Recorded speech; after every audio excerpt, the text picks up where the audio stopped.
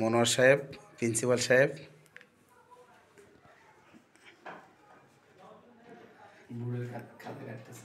আমাদের বোর্ডের খাতা কাটতেছে। এটা আমাদের সদস্য ইয়াসিন সাহেব।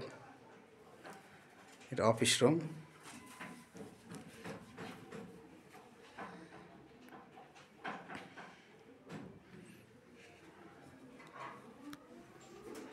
এটা আমাদের ক্লাসরুম,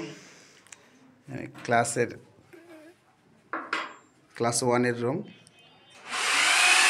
আমাদের সদস্য কালাম সাহেব।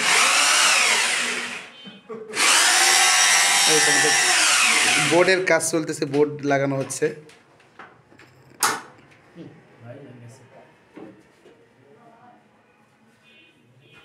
এটা আমাদের দ্বিতীয় রুম, জুনিয়র শিশুর রুম।